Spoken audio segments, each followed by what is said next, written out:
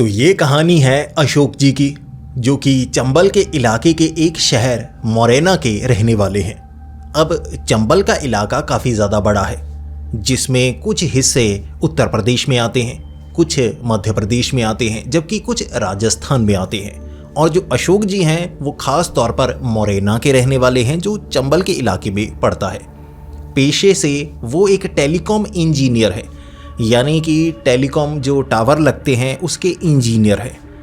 इस बार 5 बजे के करीब उन्हें एक कंप्लेंट आई थी कि एक गांव में एक जो टेलीकॉम टावर है उसमें कुछ प्रॉब्लम आ रही है। तो फ़ोन पर जो अशोक जी थे वो कहने लगे अपने सीनियर्स को, जी 5 बज चुके हैं, अब मैं कब पहुंचूंगा वहाँ? आप जिस गांव के बारे में मुझे बता रहे हैं, मुझे 1 से 1.5 घंटा लग जाएगा वहाँ पहुँचने में, और वहाँ पर मुझे टेक्नीशियंस भी तो चाहिए होंगे। तो सीनियर ने कह दिया था कि टेक्नीशियंस निकल चुके हैं, तुम वहाँ पर पहुँच जाओ, अब इसे कैंसिल नहीं किया जा सकता। एक ही टावर है आसपास के इलाके में, तो वहाँ जो मोबाइल हैं फिर वो काम नहीं करेंगे तो प्रॉब्लम बढ़ सकती है। इसे आज ही ठीक करना होगा, टेक्नीशियंस जो हैं वो इसे ठीक नहीं कर पाएंगे। तुम्हें 2 टेक्नीशियंस वहाँ पहले से मिलेंगे, जल्दी वहाँ पहुँच जाओ। सीनियर ने कह दिया, और क्योंकि वो एक इंजीनियर थे मना नहीं कर सकते थे, उनके बिना ये काम होने वाला नहीं था। तो अशोक जी वैसे ही मन में बुड़बुड़ाने लगे, अरे यार 1 से 1.5 घंटा गाँव में पहुँचने में लग जाएगा, फिर अंधेरा हो जाएगा, वापस तो मैं आ नहीं पाऊंगा। फिर उनके दिमाग में आया, अरे यार हाँ, हमारे रिश्तेदार वहाँ रहते तो हैं, पास में वो गांव है, तो मैं उस टावर को ठीक करके उस तरफ निकल लूँगा। तो अशोक जी ने घर से निकलने से पहले फ़ोन पर अपने रिश्तेदारों से बात कर ली। अब अशोक जी का एक कज़न था जो उस गाँव में रहता था। तो अशोक जी ने कह दिया कि यार टावर ठीक करके ना मैं सीधा घर की तरफ आऊँगा। उसने कह दिया, हाँ भाई आ जाना, फिर इधर रात को इधर ही रुकना, सुबह निकलना तुम फिर। अशोक जी को लगा ये बात ठीक है, अब मैं वहाँ जा सकता हूँ। अब रात को अगर अंधेरा भी हो गया तो वहाँ गांव की तरफ निकल लूँगा, ज़्यादा चिंता की बात ही नहीं है। तो अशोक जी 1.5 घंटे का सफ़र करके उस जगह पहुँचे जहाँ टावर लगा हुआ था। काफ़ी ज़्यादा ऊंचा टावर था, किसी तरह की कोई टेक्निकल प्रॉब्लम थी, कोई इशू सामने आ चुका था। 2 टेक्नीशियंस थे जो काम पर लगे हुए थे, लेकिन उन्हें कुछ समझ में नहीं आ रहा था। इसीलिए टेक्नीशियन से ज़्यादा कारगर इंजीनियर होते हैं जिन्हें पूरा सल्यूशन पता होता है। तो अशोक जी वहाँ पहुँचे और काम को निपटाने में 2 घंटे लग गए। तो इस तरह से 9 से 10 बजे का समय हो चुका था, लेकिन इतना था जो प्रॉब्लम थी वो पूरी तरह से ठीक हो गई थी। अब जो टेक्नीशियंस थे वो पास के गांव वाले थे, इसीलिए वहाँ से आ गए। शहर में काम करने के लिए वो जाया करते थे पास के। लेकिन जो अशोक जी थे वो मोरेना से आए थे, यहाँ काफ़ी दूर से आए थे। तो अशोक जी को वो कहने लगे, जी यहाँ रुक जाइए, हम इंतज़ाम करते हैं, चिंता की बात नहीं है जी, आप इंजीनियर हैं, आप हमारे साथ रुकिए, हम कुछ बातें करेंगे। अशोक जी ने कहा, नहीं नहीं, मेरे रिश्तेदार पास के गांव में रहते हैं, बात मैंने पहले से कर ली है, सीधा मैं उधर ही जाऊँगा। एक कज़न है, उससे मिलने की काफ़ी समय से तमन्ना थी मेरी, अब इसी बहाने मिल भी लूँगा, वरना काम से समय नहीं लगता। तो टेक्नीशियंस कहने लगे कि ठीक है जी। अशोक जी 9:30-10 बजे के करीब बाइक लेकर उस गांव की तरफ निकले थे और फ़ोन पर कह दिया था कि भाई टाइम ज़्यादा हो गया यार, खाना बना कर रखना, भूख बहुत लगी है, मैं बस आता हूँ, कम से कम 30 मिनट लगेंगे, मैं पहुँच जाऊँगा। अब 30 मिनट इसलिए लगेंगे क्योंकि ये एक कच्चा रास्ता था। अब गांव में जो मेन सड़क थी जो शहर की तरफ जाने वाली, वो तो पक्की सड़क अच्छी बनी हुई थी, लेकिन आसपास के कुछ गांव में जाने वाली कच्ची सड़कें थीं, तो वहाँ समय लग सकता था। और प्रॉब्लम ये थी कि पिछले 1-2 दिनों में बारिश काफ़ी ज़्यादा हुई थी, तो कई जगह कीचड़ होने वाला था। इस चीज़ का ध्यान नहीं दिया अशोक जी ने कि गांव की जो कच्ची सड़कें होती हैं, बारिश के बाद वहाँ बहुत ज़्यादा कीचड़ हो जाता है। जब कीचड़ हो जाता है तो बाइक वहाँ से निकलते वक्त परेशानी करती है, टायर फिसल सकता है, तो आप गिर भी सकते हैं। उसके बावजूद अशोक जी ने अपने कज़न को कह दिया कि भाई 30 मिनट में पहुंचता हूं, मैं खाने का इंतज़ाम कर दे यार। उसने कहा ठीक है भैया, करता हूं। इस तरह से अशोक जी वहां से निकले गांव की तरफ। अब रास्ते का उन्हें कुछ अंदाज़ा था, गूगल मैप से अंदाज़ा लगा लिया था उन्होंने। अब उन्होंने जो फ़ोन था वो अपनी बाइक के आगे लगा दिया।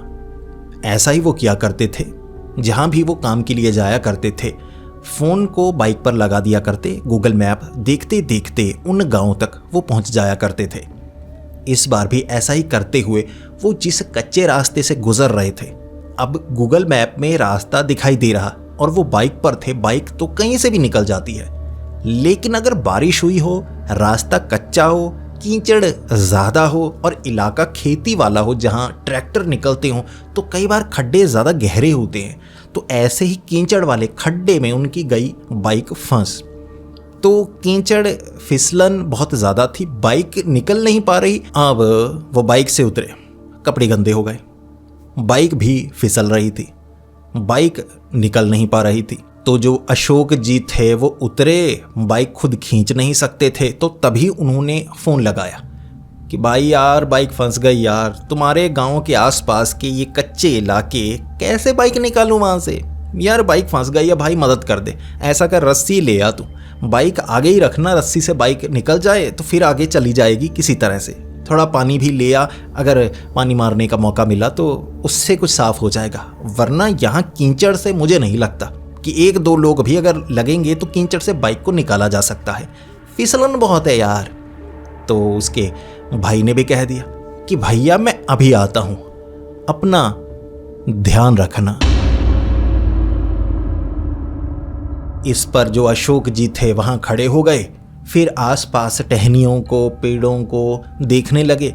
अब रात का अंधेरा ज़रूर था, लेकिन चांद पूरा निकला हुआ था, तो उससे तो आराम से आसपास नज़र ही आ रहा, ज़्यादा नहीं लेकिन कुछ हद तक दिख रहा कि कुछ मिल जाए यार, ऐसे खींच कर निकाल लूँ, खुद ही कर लूँ कज़न के आने से पहले पहले। तो वो देख रहे, इधर उधर ढूंढने लगे, खेत थे आसपास, तो उन्हें एक औरत दिखी।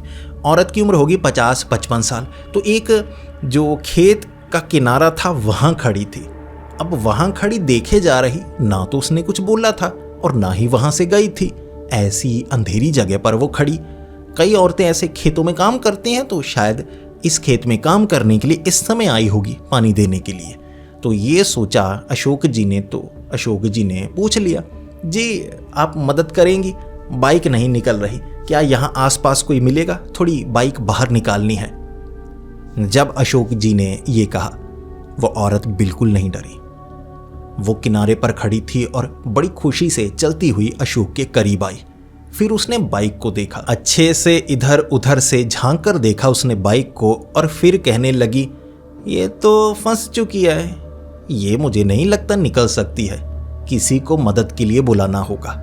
और अशोक जी ने कह दिया, अरे मेरा भाई आता होगा लेकिन थोड़ा टाइम लग जाएगा, यहाँ आसपास से कोई मिल जाता, इतने में मैं बाइक निकाल लेता, फिर अगर नहीं भी चली तो रस्सी से फंसाकर बाइक से ले जाएंगे किसी तरह से। ये बात सुनने के बाद वो औरत कहने लगी, अरे कोई आने वाला है, लेकिन ये इलाका सुरक्षित नहीं है, ऐसा करो तुम यहाँ पर रहोगे तो थोड़ा खतरे में रहोगे, चिंता मत करो, बाइक निकलने वाली नहीं, कोई इतनी आसानी से निकाल नहीं सकता, मैं पास में ही रहती हूँ, वहाँ रुको, यहाँ ठीक नहीं लगता। अब जो अशोक जी थे, अब इलाका ऐसा था, यहाँ की कुछ कहानियाँ सुनने को मिलती थी, किसी ज़माने में यहाँ डकैत हुआ करते थे, तो कुछ चोरी चकारी की भी ऐसी वारदात हो चुकी थी खाली जगह पर। तो जो अशोक जी थे उन्हें लगा कि बात तो ये औरत बिल्कुल सही कह रही है, मैं यहाँ खुले में रहूँगा तो कुछ ऐसा वैसा ना हो जाए। अब ये कह रही है मैं पास में रहती हूँ तो चलता हूँ इसके साथ, फिर भाई का जब फ़ोन आएगा मैं कह दूँगा अरे आ गया, ज़्यादा दूर तो घर इसका होगा नहीं। अशोक जी ने कहा, जी आप पास में ही रहती हैं? उसने कहा, हाँ बिल्कुल, इस खेत के पीछे ही, चलो चलो पानी पिलाती हूँ। अशोक जी कहने लगे कि ठीक है जी। फिर वो औरत आगे आगे चलने लगी, अशोक जी उसके पीछे पीछे चलने लगे। अब वो औरत 50-55 की थी, लेकिन कुबड़ सा निकला हुआ था और चलने का तरीका बड़ा अलग सा था, बीमार होगी। अशोक जी पीछे पीछे चलते गए, खेत ज़्यादा बड़ा नहीं था, अब घुमाव था, ऐसे घुमाव से निकलकर एक तरफ पहुंची, वहां पर एक पेड़ था। अब आसपास बंजर सी जमीन लग रही, कुछ पत्थर पड़े हुए, अब इतना साफ दिख नहीं रहा था कि क्या खंडहर से हैं, पत्थर पड़े हैं। चलो, पेड़ के पास वो औरत पहुंची, फिर पीछे को घूमी और अशोक जी को कहने लगी, जी यहीं रुकिए, ये मेरा घर है। बड़े कमाल की बात थी, जो अशोक जी थे उन्हें एक बार भी किसी चीज का शक नहीं हुआ। उन्हें लगा अरे औरत ही है, कमजोर सी है, क्या ही परेशानी कर सकती है। लेकिन उस पेड़ के पास वो औरत खड़ी हो गई। उस समय उस पेड़ पर एक भी पत्ती नहीं थी, बिल्कुल खाली पेड़ था। कोई पुराना पेड़ होगा जो मर चुका होगा, तो सूखी लकड़ी लग रही थी, पत्तियां नहीं थी। उस पेड़ के ऊपर बहुत सारे कौवे बैठे हुए थे। तो जो पंछी होते हैं ऐसे पेड़ों को ढूंढते हैं तो रात वहाँ पर बिताते हैं। तो ऐसे ही 40-50 कौवे होंगे जो उस पेड़ पर थे। जब वो औरत पेड़ के करीब पहुंची, जितने कौवे थे ना वो काँव काँव करने लगे थे। ऐसा अमूमन होता नहीं। अगर पंछी किसी पेड़ पर बैठे हुए हैं और उस पेड़ को हिला भी दिया जाए, ज़्यादा शोर शराबा नहीं मचाते। कौवे चुपचाप दूसरे किसी पेड़ पर बैठ जाते हैं। वो जो कौवे थे वो उड़ नहीं रहे थे, वो जैसे डर रहे हों, और काँव काँव इतना ज़्यादा वो करने लगे कि माहौल ऐसी जगह पर ऐसे शोर से डरावना हो ही जाता है। अशोक जी थोड़ा थोड़ा डरने लगे। ये कैसी जगह है और ये औरत यहाँ क्यों रुकी? ये तो कह रही थी मैं पास में रहती हूँ, अरे घर कहाँ है? तो अशोक जी ने कहा, जी आपका घर कहाँ है? वो औरत मुस्कुरा कर कहने लगी, अरे मैं यहीं पर रहती हूँ। जब उस औरत ने ये कहा तो अशोक जी को लगा कि यह किसी तरह का कोई मजाक कर रही है, तो हंसने लगे अशोक जी। फिर कहने लगे, जी यहाँ कहाँ, यहाँ तो कोई तंबू वगैरह कोई झोंपड़ा भी नजर नहीं आ रहा। कहाँ रहती हैं? आपका असल में घर कहाँ है? चलो ये तो खेत होंगे, यहाँ वैसे ही आप खटिया लगाकर बैठती होंगी, लेकिन रहती कहाँ है? उसने कहा, बेटा मैं यही रहती हूँ, इसी पेड़ के ऊपर, आओ बैठो मेरे साथ। अशोक जी मन ही मन मुस्कुरा रहे और डर भी लग रहा था। होता है ना हमारे साथ, अगर किसी चीज से हम डर जाएं, कुछ लोग गुस्सा करने लगते हैं, अरे मुझे डरा दिया। कुछ लोग हंसने लगते हैं, अरे कैसा भद्दा मजाक है। अंदर से डर रहे होते हैं, सामने से हंस रहे होते हैं। अब अशोक जी वहां खड़े हो गए, मुस्कुराए जा रहे, और वो औरत कहे जा रही थी कि आओ एक डाल पर तुम भी बैठो। अशोक जी अब धीरे धीरे जो हंसना था वो कम कर चुके और कहने लगे, जी कैसा मजाक कर रही हैं, ऐसा करते हैं मैं चलता हूँ, मेरा भाई आता ही होगा। उसने कहा, नहीं नहीं बेटा तुम जा नहीं सकते, तुमने तो कहा था कि जहाँ मैं रहती हूँ वहाँ तुम रुकोगे, अब आए हो साथ तो तुम्हें रुकना होगा, आओ एक डाल पर बैठो, बातें करते हैं। अशोक जी ने कहा, जी ऐसा मजाक मत कीजिए, रात का समय है, मुझे डर लग रहा है, मैं चलता हूँ। उसने कहा, नहीं मैं मजाक नहीं कर रही। अब वो औरत जो थी उस पेड़ पर चढ़ी। अब उसके चढ़ने का जो तरीका था वो बिल्कुल अलग था। कोई इंसान किसी पेड़ पर चढ़ेगा तो कैसे चढ़ेगा? कोई औरत बड़ी मुश्किल से चढ़ेगी ना, पैर फंसाएंगे, हाथ फंसाएंगे। कोई ताकतवर जो जिम लगाता हो या अच्छे मसल्स हों, फिर वो पकड़कर थोड़ा जल्दी चढ़ सकता है। लेकिन वो औरत जितनी तेजी से पेड़ के ऊपर चढ़ी थी ना, उसी समय जो अशोक जी थे उनका चेहरा उतर गया। वो एक झटके में समझ गए कि ये क्या चीज़ हो सकती है। वो तो ऐसे ऐसे चढ़ी, उल्टी लटक गई पेड़ की एक डाल के ऊपर, और फिर कहने लगी, आओ बैठो। अशोक जी चीखे, और जब अशोक जी भागने वाले थे वो पेड़ से इतनी तेज उतरी और अशोक जी की टांग को पकड़ लिया। अशोक जी अभी पीछे मुड़े थे, भागने वाले थे, भाई टांग को पकड़ लिया, इतनी तेज थी ऊपर से नीचे तक आ गई। अशोक जी कैसे भाग सकते थे? तो अशोक जी ने भागने की कोशिश की, भाई दूसरी टांग पकड़ ली, दोनों खींची, अशोक जी नीचे गिर गए। वैसे भी कीचड़ में थोड़े गंदे हो चुके थे, अब और ज़्यादा गंदे हो गए। वो चीखने लगे, और वो औरत तगड़ी थी भाई, 2 टांगे पकड़ी हुई थी, खींचने लगी, घसीटने लगी, अब पीछे की तरफ घसीटने लगी थी। अशोक जी क्या करते? अब टांगों को झटका दे सकते थे और डरे हुए भी थे। तो डरा हुआ इंसान बचने की कोशिश करता है कि मैं इससे दूर निकल जाऊं। समझ चुके थे वो, ये कोई साधारण इंसान नहीं, डायन या चुड़ैल होगी जो मुझे मारना चाहती है, और ताकतवर भी है। अशोक जी ने आसपास पड़े पत्थर मारे कुछ हद तक, चलो उसने घसीटना रोका। फिर वो हंसी और फिर से खींचने लगी। अब अशोक जी बुरी तरह से फंस चुके थे और अशोक जी को अंदाज़ा तक नहीं था कि वो यहाँ से बच सकते हैं या नहीं। तो वो चिल्लाने लगे, चीखने लगे। अब किस्मत देखिए उनकी, इतना समय जो बीता इसमें 20 से 25 मिनट लग चुके थे, और जो अशोक जी के कज़न ब्रदर थे वो बाइक लेकर यहाँ तक आ चुके थे, और वो अकेले नहीं आए थे। वो अपने किसी दोस्त को जो पड़ोस में रहता होगा उसे आवाज़ लगाकर साथ ले आए कि चल यार वहाँ बाइक फंसी हुई है मेरे भाई की, निकालना है, तू भी साथ चल। तो ऐसे 2 लोग थे। चीख पुकार की आवाज़ सुनाई दी, कीचड़ में फंसी हुई बाइक दिखी। वो समझ गए बाइक तो यहाँ फंसी है, भैया कहाँ पर हैं? तो दोनों भागे आवाज का पीछा करते हुए। जैसे ही पेड़ के करीब पहुंचे, देखा उन्होंने वो जो औरत थी उसने अशोक जी की टांगे पकड़ी हुई और ऐसे ना पीछे की तरफ करती हुई खींचती पेड़ के ऊपर चढ़ने की कोशिश कर रही। अब इंसान हाथ से पेड़ को पकड़ेगा, उसने जो पैर थे ना पीछे से जैसे पेड़ को पकड़ा हुआ, अब पैरों से ऐसे ऐसे उल्टे पैरों से चढ़ रही थी ऊपर की तरफ, ऐसे अशोक जी को खींच कर पेड़ के ऊपर ले जाती। ये देखा जब दोनों ने, उनकी समझ में कुछ नहीं आया। वो कुछ करना चाहते थे, जो अशोक जी के कज़न ब्रदर थे वो मदद करना चाहते थे, और अशोक जी तो चीख रहे बिल्कुल पागलों की तरह, बचाओ बचाओ मैं मरने वाला हूँ। ये तो जो अशोक जी के भाई थे कज़न ब्रदर, उन्होंने पास पड़ी लकड़ी उठाई और दूसरा जो साथी था उसने भी लकड़ी उठाई। समझ वो भी गए थे कि ये क्या है, तो उन्होंने लकड़ी उठाई, लाठी से वार करना शुरू कर दिया, और वार इतनी तेज कर रहे थे कि वो जो चुड़ैल थी उसे अशोक जी को छोड़ना पड़ा। जिसके बाद अशोक जी और वो दोनों वहाँ से भागे। तो जैसे ही भागकर कीचड़ वाली फंसी हुई बाइक तक पहुँचे, अशोक जी ने एक बार भी ये नहीं कहा कि बाइक निकालो। अशोक जी ने कहा निकलो, भागो यहाँ से, वो आ जाएगी। और जो तीसरा दोस्त था वो भी कहने लगा कि भाई निकलो यहाँ से, ये जगह सही नहीं है, जो बातें बताई जाती हैं वो बिल्कुल सच है, निकलो। ज़्यादा तो बात नहीं की, उन्होंने बाइक ऐसे घुमाई, तीनों बाइक पर बैठे और उस समय वहाँ से वो निकले। कीचड़ में फंसी हुई बाइक वहीं पर थी। जब गांव में पहुँचे, इस बारे में उन्होंने बताया घर में, तो घर वाले बहुत ज़्यादा डर चुके थे।